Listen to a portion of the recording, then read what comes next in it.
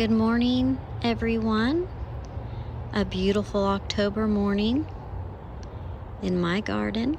Look at my morning glory shrub. It is definitely a showstopper. I love it. Everything is looking so good except for the zinnias. The powdery mildew has definitely gotten those. But everything else is looking so good today. Look at those vinca. And you see why they make such a good ground cover? They just really do fill in. The orange marmalade didn't do so well this year, but it's starting to perk up some. The yellow lantana did good. Speedwell, it's doing good back there. The gomphrena or the globe amaranth, it's doing good. Probably need to pull off some of these seed heads so it doesn't self-sow and just create too big of a mound next year. And then I have, oh, look at those. Aren't those just the prettiest zinnias you've ever seen? They're so cheerful. I'm definitely gonna save that seed and see if I can't replant it next year. Look, here's another one getting taken over by the potato vine. Let's see if we can get this going a different direction. Go that way. There we go. Give it some space, give it some space. I'll have to come out here and cut this one off, trim it so it's not right up on my zinnia. There you go. Now you're a little bit better exposed. That yellow lantana's doing better.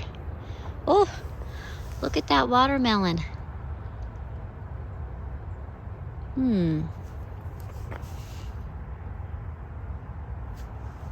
What is that? Is that an offshoot from this? Did this already spread? Wow, if it did, that'd be crazy how fast that would have spread. Uh-oh. Got to keep an eye on that. But that watermelon came from the watermelon behind the fence. Look at these potato vines. Wow. I do like this color. And I do like that color.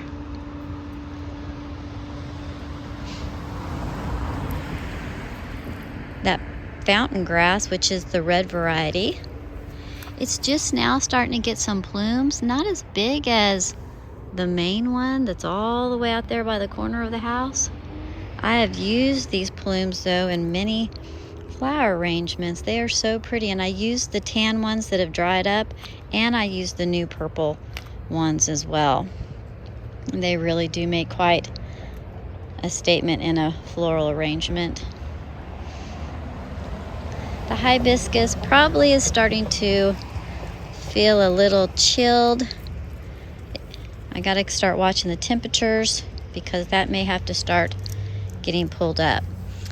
But my amaryllis, they are finally starting to really take over here, and you can see that they're starting to put up new growth. These I'm watching them, but they should. I mean, these are huge, so I think they'll take off. Still need to get in there and trim that blackberry bush or vine back. But the garden is still a work in progress. Have not been wanting to water the watermelon when I water my garden. That way the watermelon doesn't come out so watery. I'm trying to get them to ripen and sweeten up, make the sugars get stronger. And I've heard that cutting off the water to them right before you harvest is smart. But I still have to water all the rest of the things, so I put a tarp on it. I ate some of this variety. I had some the other night, and it's good. it is definitely a different sweetness than the one out so this is a baby sweet baby. Oh, I've already forgotten. But my other one's a Charleston Gray, and I really enjoyed it. The Charleston Gray was really good. And I have my carrots finally popped up. I removed the cardboard from off of it, and now you see that I have some seedlings popping up, and I'm trying to keep the area moist still. But the cardboard, I had seen in a video to either put wood or cardboard down and to help keep the moisture in the soil so it doesn't dry out. And I'm glad I did it, because my first round did dry out, and then I did the cardboard, and so that really did help. But let me go ahead and pick this up and put it away now. But yeah, I'm excited. I'm going to get some more carrots, so I've got to do another succession planting of them, because it takes about 2 weeks, almost 2 weeks, for them to pop up. I was losing hope, and some of them that have popped up, I see that some sort of bug has come and nibbled the tips off. I don't know. And then my beans, my pole beans, have flowers all over them, but I haven't seen a bean yet. So I don't know what's going on, but I don't see any beans. Hopefully they actually produce beans. And then my bush beans have not been growing. I don't think they're getting quite the amount of sunlight that they want. Plus, something is in my garden munching on things. So, and I don't think I have bunny rabbits around here, and if I do, I haven't seen any. And then my lettuce is doing well. And then I have some radishes and some beets, and they're all starting to come up. So I'm excited about that too. And this year really is trial and error, because I'm not used to growing these. So this is something new for me. Next year I'll have to do something about the powdery mildew to prevent that from happening, because that has killed my honeydew and my melons and the cucumbers, and all of that has died. I don't think, like, that honeydew is not going to mature, and that honeydew is not going to mature. So, and something blew over my basil. They got strong roots though. Yeah, so, and my tomatoes are, what happened? Why is it all dried up and shriveled up? Look at all those leaves. Like, what happened? It gets watered. Oh, look. The end of, oh my gosh. Okay. I know what's happened. Oh my gosh. Look at them. Look at them. Ugh. Oh, that's disgusting. Anything in high numbers is disgusting to me, but look, that's what they did to the tomato over there. Oh, I'm gonna have to come out here and spray it, because they've got to die. And I think that's what's causing all the leaves to pucker up and dry and shrivel up. Guess I will have to use 7 Dust. I didn't want to, but I think I might have to. Oh, that's so frustrating. So frustrating. This little yellow cherry tomato is so yummy. It's my favorite cherry tomato, I think. All right, let me get a quick peek at the backyard. Things are starting to fizzle out, like the phlox is starting to lose its luster. And then other things are starting to look better. Look like they're getting better rooted in. I'm happy to report that my crabapple is doing well. It's keeping its leaves, so whatever the bugs were that defoliated it must be gone. So I'm happy about that. My maple's doing good. Little bit of leaf scorch from the sun on just the tips, but it gets lots of water, so it should fare well. Oh, and another thing that's perplexing me, something has nibbled up all of these not elephant ears, but these caladiums. I'm not sure what happened, but I had all these caladiums in here and they are all gone. I don't know where they went. Now, I will confess I haven't been outside as much as I normally had been. I haven't been making as many videos, been busy dealing with a lot of stuff, but I can't see how something would grab my caladiums. I mean, the ones that are in the pots are okay, so I'm thinking that something ate the bulbs. Whatever that critter is, maybe, that's in my yard, I think has eaten the bulbs. Yep, that's what I think. I have some still in the ground, but not very many. So I'm probably going to come out here and dig around that rock because I know that they're around the rocks. That's where I planted them, and they're not planted very deep. I'm going to come out here later and go through all this and see if I can't find some in the ground still, and if there's any evidence of them being nibbled on. Always got to pull these little elm seedlings. When you see them, you got to pull them. And that is definitely a weed. Yep. Ooh, while we're at it, here's another one of those horrible weeds. Yuck. I'll probably come out here and do a full October tour here in the next day or so. Even the caladiums in here are gone. There are all these caladiums. They're all gone. That's so weird. I don't think squirrels like caladium bulbs, do they?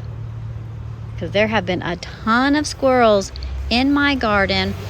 They're getting on my patio. I don't know what he was doing the other day, but I caught one on my patio doing something, and I don't know what it was, but I'm thinking he was trying to probably get those caladium bulbs that I have up there.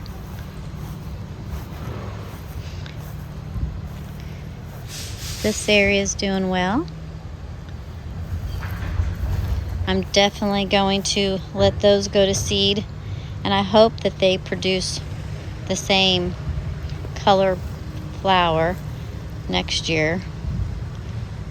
And that lantana, I will do my best to keep pruned in a nice little ball and cover it and protect it for next year because I'd like it to come back. We're almost to the point where the asparagus can get dug up and transplanted. It's almost there. Got some goldenrod blooming. I like that.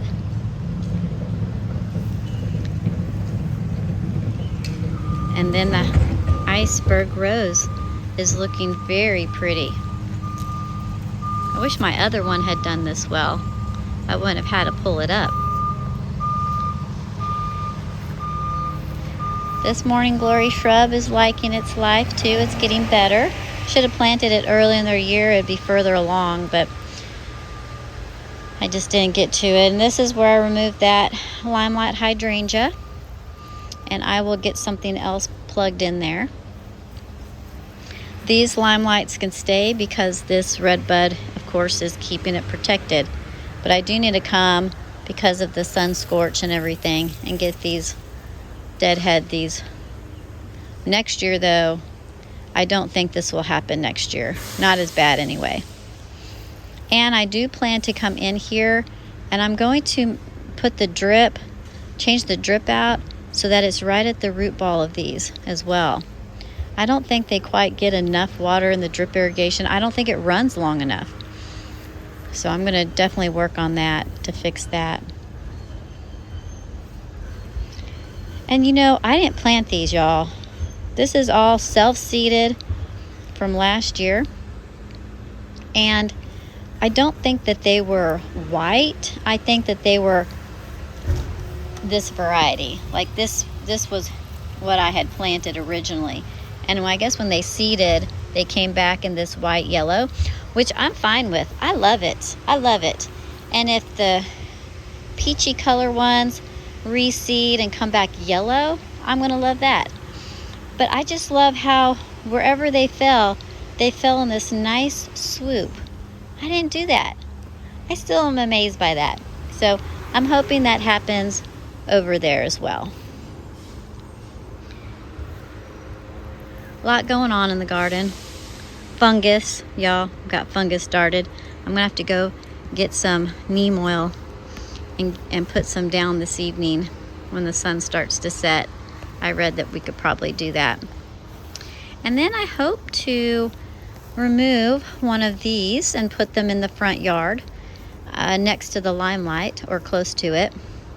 So I'm going to cut out one of these spireas because they actually get quite large and fill in, and I think they're going to start crowding each other out. So I think I can take one out and put it in the front and be okay.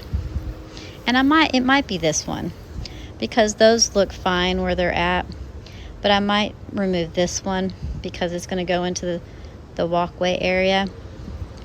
So I'll start thinking about what I'm going to put here, and it'll probably be a low growing, you know, more like that. And then the other thing that I really need to do is I need to remove this denim and lace. Denim and lace, this is oh my gosh, lavender? No, denim and lace sage? Lavender? I forget what it is, but it smells so good. Even when it's dried up like this, it smells good. But this is no longer getting enough sun, so I need to remove it and put it somewhere drier and sunnier, which may be over there because I'm going to turn that into more of an apothecary area. So look forward to those videos because I'm going to redo that whole area. I'm going to remove the loropetalum, and it's going to go in the front yard. I'm going to remove the viburnum, which is next to it. I don't even remember the variety of that viburnum. It might be a little bit more challenging to relocate, but I definitely need to do that because this area stays pretty dry back here, and I don't want to change my whole sprinkler system to get water here. So I do plan to put things here that don't need a lot of water, kind of like the lavender or sages, but things that are herbs that are medicinal. You know, a lot of them are drought tolerant, and so I think that by changing this area, I think I'll have better success and not have to worry so much about the plants that are in here. You know, like, of course, you know, I can do the sage and the, you know, the Joseph's coat. Phlox is probably okay in here, but it's not medicinal, and I really want to have the medicinal things in here. So again, I'm going to remove the loropetalum. It's out of here. It's not even supposed to be that color. It's supposed to be purple, you know, and it gets way too much sun, and it gets bleached out. The sun just, even though it's a full sun plant in our area, which is the south, the sunlight is so strong. So it needs to go somewhere where it gets less sun. And I think the front yard on the, where I put the limelight hydrangea, it'll work real well. And then the viburnum, I will probably relocate it further back because I think viburnums do have, like, their little berries, I think are, I'll have to research it more, but I think there are uses for viburnums. And then, of course, I'll clean all this up and get it moved out, because I have an idea for what I want here, and I want the goldenrod to stay. It gets too tall. I'm going to have to start cutting it when it's a certain height, and maybe it'll stay low like this goldenrod. But I want herbs. I want an apothecary, just something I can come out here and pick some, you know, green leaves and flowers and make teas and tinctures, and I think I'm interested in doing a lot of that. But while I'm out here, the persimmons are starting to get really green, orange. They're still hard. And I'm like, when can I eat them? I don't know when they're ready. It is a Fuyu gyro persimmon. It's supposed to be the one that you can eat right off the tree. The less acidic one, the less, not acidic, but that astringent, that's what it is. Less astringent ones. Yeah, lots of work to do out here. I've neglected it for a couple weeks, and so now I'm gonna have to work even harder to get it cleaned up and ready for the fall. Anyway, that's gonna do it for today. Just a quick little update. Haven't done anything for like 10 days or so, so I wanted to get out here and put something out. So I will see you in the next video. Y'all have a good one. Bye-bye.